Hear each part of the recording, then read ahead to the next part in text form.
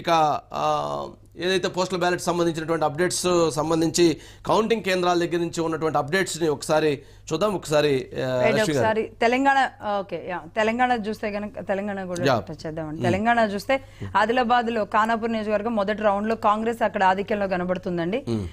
BJP కూడా ఆధిక్యంలో ఉంది. బీఆర్ఎస్ తక్కువ స్థానాల్లోనే కనబడుతున్నట్టుంది. రైట్. ఇక పోస్టల్ బ్యాలెట్ లో ఇటు కేసినేని చిన్ని కూడా అండి పార్లమెంట్ సెగ్మెంట్స్ లో ఇంతకుముందు రాజమండ్రి గురించి మాట్లాడాం కదా. కేసినేని చిన్ని గారు కూడా పార్లమెంట్ లో ఆధిక్యంలో కొనసాగుతున్నారు.